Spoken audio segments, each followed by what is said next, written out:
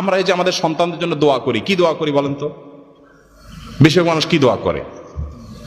আমাদের দোয়াগুলো যারা কোরআন হাদিসের বাতানো দোয়া পড়ি না, নিজে থেকে দোয়া করি, অনেক সময় ভুল দোয়া করি। সবাই না, অনেক সময় ভুল দোয়া করেন অনেকে। যেমন আল্লাহ আমার ছেলে যেন জিপিএ 5 পায়, আল্লাহ আল্লাহ আমার ছেলে যেন সিরিয়ালে চলে আসে, আল্লাহ আল্লাহ আমার ছেলে যেন অমুক কলেজে চান্স পায়, আল্লাহ মেয়েটা যেন অমুক ইউনিভার্সিটিতে চান্স পায়, আল্লাহ অমুক। এই না আমাদের দোয়া।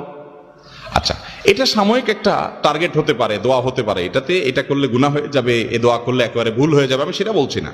কিন্তু আমি বলছি, দেখেন আল্লাহ কি দোয়া শিক্ষা দিচ্ছেন। সূরা ফুরকান আয়াত নম্বর 74 আল্লাহ শিক্ষা দিচ্ছেন, রব্বানা হাব লানা মিন আজওয়াজিনা ওয়া যুররিয়াতিনা কুররাতা আয়ুন ওয়াজআলনা লিল মুত্তাকিনা ইমামা।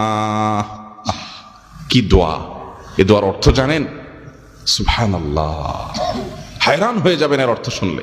আল্লাহ সুবহানাহু ওয়া তাআলা বলছেন যে দোয়া করো, বললে আমার জীবন সঙ্গী, আমার সন্তান এমন দান করেন যে তাকে দেখলে আমার চোখ, আমার নয়ন কি করবে?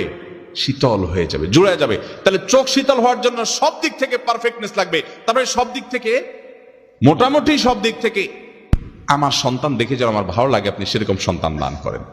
দেখছেন দোয়ার আদব আল্লাহ তাআলা শিখিয়ে দিয়েছেন। উল্টাপাল্টা দোয়া না করে সুন্নাহ সম্মত মাসনুন দোয়াগুলো আমরা বেশি বেশি নিবেদন করবো। আল্লাহ আমাদের সবাইকে তৌফিক দান করুন।